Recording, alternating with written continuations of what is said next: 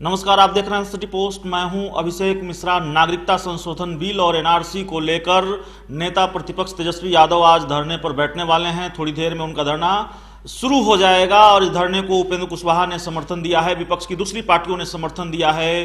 पूर्व सीएम जीतन राम मांझी की पार्टी भी इस धरने के समर्थन में है। धरना स्थल पर सभी राजनीतिक दल पहुंचेंगे जो विपक्ष के राजनीतिक दल हैं। इस धरना को लेकर बातचीत करने के लिए हमारे साथ हैं हिंदुस्तानी आवाम मोर्चा के राष्ट्रीय प्रवक्ता दानिश रिजवान जी, और दानिश रिजवान जी से हम ये समझने की कोशिश करेंगे कि ये धरना क्यों है और इस धरने को विपक्ष का कितना समर्थन है। कहीं तेजस्वी यादव अकेले तो नहीं पड़ जाएंगे?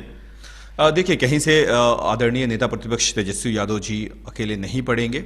हम मजबूती के साथ हैं। ये जनता के मुद्दे हैं, ये देश का मुद्दा है। जब देश के नागरिकों के हित के साथ खिलवाड़ हो रहा है, हमारा विरोध लाजमी है और हम तमाम लोग तेजस्वी यादव जी के नेतृत्व में आज सड़कों पर होंगे और प्रदर्शन में शामिल होंगे। दानिश जी, ये सवाल लगातार उठ रहा है कि आपने कोऑर्डिनेशन कमेटी बनाने की मांग की है।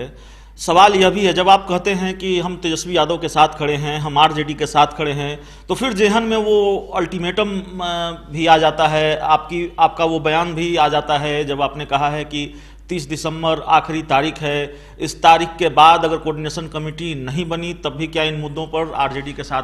देखिए, कोऑर्डिनेशन कमेटी एक अलग एजेंडा है और सीएबी, एनआरसी, देश की आम आवाम, ये एक अलग एजेंडा है। कोऑर्डिनेशन कमेटी की हमारी जो मांग है वो बेदस्तूर जारी है और हम अभी भी उस मांग पर कायम हैं। लेकिन आज देश का मामला है, देश के आर्थिक मोर्चे का मामला है, देश के आम आवाम का मामला है और इस मामले को लेकर के अगर हम सड़कों पर नहीं उतरेंगे तो हमारा राजनीति करना बेकार है। तो आज एनआरसी को लेकर धरना है, नागरिकता संशोधन बिल को लेकर धरना है। थोड़ा सा फ्लैशबैक में जाना चाहेंगे। उपेंद्र कुशवाहा आमरण अनशन पर बैठे थे शिक्षा सुधार को लेकर, केंद्रीय विद्यालय खोले जाने को लेकर, तब भी आपसे हमारी बात हुई थी। तो उसमें न सिर्फ विपक्ष के तमाम दल, कई मौके आए जब लगा तेजस्वी यादव उनकी गैर मौजूदगी दिखी, दूसरे तमाम नेता गैर मौजूद रहे, लेकिन आमरण अनशन में विपक्ष के तमाम नेता साथ रहे। उपेंद्र कुशवाहा ने जब अनशन तोड़ा वहाँ तेजस्वी यादव मौजूद थे, पूर्व सीएम जीतन राम मांझी मौजूद थे, तमाम नेताओं की मौजूदगी थी। तो लगता है कि उपेंद्र कुशवाहा के आमरण अनशन से जो सिलसिला शुरू हुआ है वो सही दिशा में महागठबंधन की गाड़ी आगे बढ़ रही है, टूटता दिख रही है। देखिए, निश्चित तौर पे हम एकजुट हैं और हर मुद्दों को लेकर एकजुट हैं, चाहे वो शिक्षा का मुद्दा हो और आम जनता का मुद्दा हो या फिर एनआरसी सीएबी का मुद्दा हो। हम हर मुद्दे पर एकजुट हैं क्योंकि ये जनता के एजेंडे हैं। आज आम आवाम डरी हुई है, आम आवाम में खौफ है कि कैसे ये अंग्रेजों के जो एजेंट है जिनके हाथ में आज सत्ता मिली हुई है वो अपने पुराने एजेंटों की इनको याद आ रही है। जिन लोगों ने 1947 में हमारे देश के टुकड़े कर दिए, जिन लोगों को हमारे देश की हुकूमत पर भरोसा नहीं था, आज आप कौन से कानून के तहत उन लोगों को फिर से भारत में बुलाना चाहते हैं? नीतीश कुमार ने भरोसा तोड़ दिया। भरोसा था कि नीतीश कुमार की पार्टी या नीतीश कुमार विरोध करेंगे इसका और समर्थन कर। देखिए, जो लोग इस बिल के पक्ष में हैं वो पाकिस्तानी एजेंट और गद्दार हैं।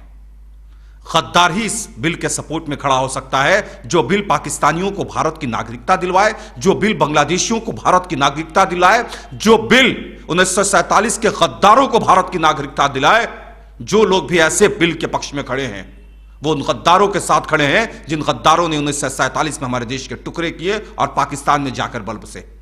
भरोसा था कि नीतीश कुमार जी विरोध करेंगे इसका। हमें उम्मीद थी कि हर दल इसका विरोध करेगा।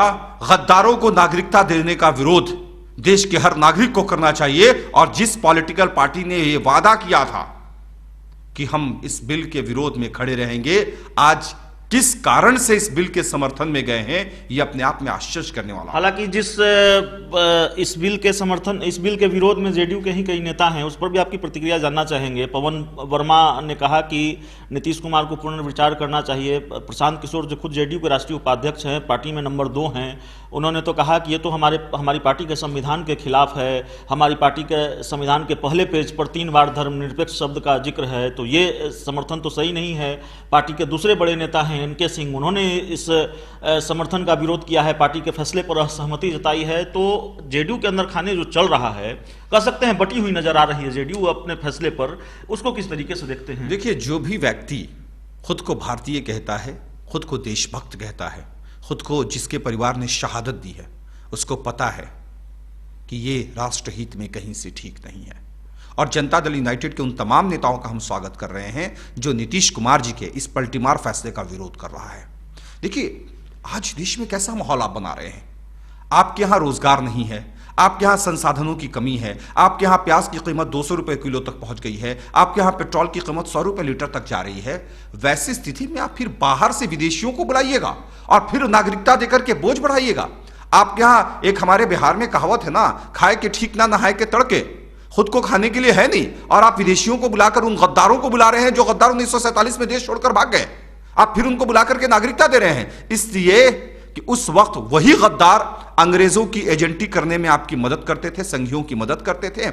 अब इनको लगता है कि वो गद्दार अगर देश में आ जाएंगे तो फिर हमारा संघ मजबूत हो जाएगा, क्योंकि अंग्रेजों की तो दलाली करते थे वो लोग। तो बातें साफ है, हम ऐसे बिल का हमेशा से विरोध कर रहे हैं जो विदेशी को हमारी धरती में जगह दे। आप शरणार्थी बना रहे थे, हमें कोई आपत्ति नहीं थी, लेकिन अब जब नागरिकता देंगे हमें उस पर आपत्ति है। रघुवंश प्रसाद सिंह ने तो ठीकरा आप लोगों के सर फोड़ दिया। जिस तरीके से नीतीश कुमार ने नागरिकता संशोधन बिल का समर्थन किया है, उसका ठीकरा तो आरजेडी पर फोड़ दिया, उन लोगों पर फोड़ दिया जो लोग नीतीश कुमार को महागठबंधन में लाने के खिलाफ रहे हैं। रघुवंश प्रसाद सिंह ने यह कहा है कि चूंकि महागठबंधन ने नीतीश कुमार की एंट्री बंद कर दी और इसलिए नीतीश कुमार की तो मजबूरी है बीजेपी के साथ रहना और उसके हर फैसले को मानने को मजबूर है नीतीश कुमार। देखिए, कभी कभी कुछ ऐसे फैसले होते हैं जो गठबंधन में लेकर के रह के भी लोग अलग से लेते हैं। कई एक मामले पे हमने भी देखा है और नीतीश कुमार जी ने तो कई एक बार ये दिखाया है। ऐसा कुछ नहीं है कि गठबंधन के लिए प्रणब मुखर्जी जी का जब चुनाव था तो उस वक्त तो गठबंधन में रह के भी उन्होंने कहा था कि नहीं भाई, हम प्रणब मुखर्जी जी को वोट करेंगे। जब देश का मामला है तो देश के मामले में भी आपको अब प्लस माइनस दिखाई दे रहा है। अरे आज पूरे देश का मामला है और उसमें आपको गठबंधन कुर्सी दिखाई दे रही है। और रघुवंश प्रसाद जी आज कभी क्या बोलते हैं और 1 घंटे के बाद क्या बोलते हैं वो आपको भी पता और हमको भी पता है। वो बोलते हैं और 10 मिनट के बाद उनकी पार्टी का लाइन आ जाता है कि भाई रघुवंश बाबू जी के बातों को आप मत लीजिए। तो रघुवंश बाबू जी के बातों पर हम नहीं जा रहे हैं। हमारा एजेंडा साफ है, हम अपने एजेंडे के तहत चल रहे हैं और हमारा स्पष्ट मानना है कि CAB NRC राष्ट्रहित में कहीं से ठीक नहीं है। गद्दारों को नागरिकता देना उसका हम हमेशा विरोध करेंगे। आखिरी सवाल है दानिश जी आपसे, अगर जिस तरीके NRC नागरिकता संशोधन बिल को अगर 2020 के बिहार विधानसभा चुनाव से जोड़ें, खासकर इस घटना को जब जेडीयू ने इसका समर्थन किया है और तमाम तरीके के बयान सामने आ रहे हैं, विपक्ष का रुख आक्रामक है, आप लोग धरने पर बैठ रहे हैं, जेडीयू के अंदर खाने ही महाभारत छिड़ी हुई है, इन चीज़ों को अगर 2020 से जोड़कर देखना चाहें, समझना चाहें तो क्या देख पाते हैं, आप क्या समझ पाते हैं? देखिए, चुनावों में अब सांप्रदायिकता का कोई फायदा भारतीय जनता पार्टी को मिलता नहीं दिखाई दे रहा है। धारा 370 जैसे कठोर फैसले लिए, एक स्टेट को पूरी तरह से तबाह करने की कोशिश करी, लगा कि एक खास कम्युनिटी खुश हो जाएगी और जिन 4 राज्यों में चुनाव होना है हमें फायदा मिलेगा। हरियाणा में भारतीय जनता पार्टी की स्थिति आपने देख ली, महाराष्ट्र में तो सत्ता भी खो दिया। फडणवीस बेचारे आनंद फानंद में काली रात में मुख्यमंत्री बने और दिन के उजाले में इस्तीफा देना पड़ा। देखिए, अब देश की जनता समझ रही है। आप देख रहे हैं कि अब नॉर्थ ईस्ट में पूरी तरह से इंटरनेट पर बैन लगाया गया। कश्मीर की स्थिति को आप भी देख रहे हैं। जो देश का माहौल है वो माहौल अब बदल रहा है। जनता समझ रही है कि ये सिर्फ जुमलेबाजी करेंगे, हम नौकरी मांगेंगे तो ये CAB की बात करेंगे, हम प्याज की कीमतों को कम करने की बात करेंगे तो धारा 370 की बात करेंगे, हम बात करेंगे कि कॉमन मिनिमम प्रोग्राम के तहत देश को आगे बढ़ाया जाए तो ये कहेंगे कि हम राम मंदिर बना रहे हैं। भाई साहब, ना खुदा, ना भगवान राम, ना बुद्ध मेहनत नहीं करेंगे तो घर तक खाना कोई नहीं पहुंचाता है। पहले रोजी रोजगार चाहिए, बाद में हम पूजा मंदिर बहुत कर लेंगे। मैंने कहा था कि आखिरी सवाल है, लेकिन एक सवाल याद आ गया जेहन में।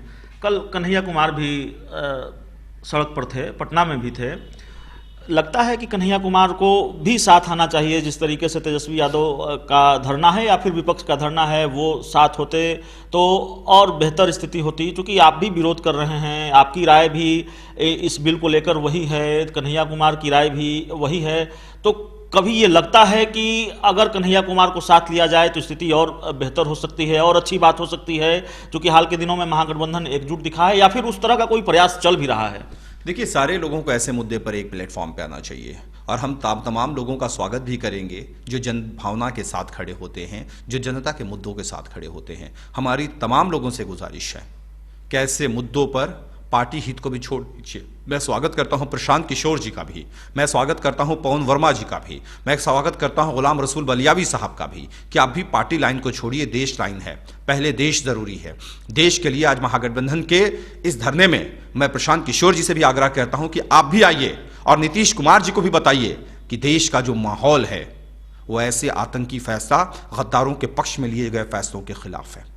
तो नागरिकता संशोधन बिल और एनआरसी को लेकर आज विपक्ष का धरना है। विपक्षी एकजुटता एक बार फिर दिखेगी।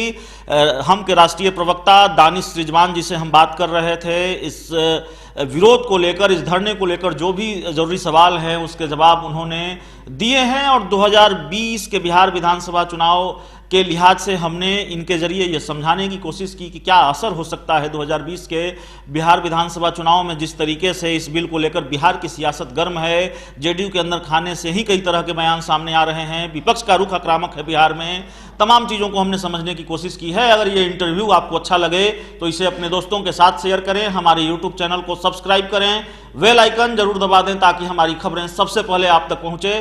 प्यार, समर्थन और सहयोग के लिए बहुत बहुत धन्यवाद।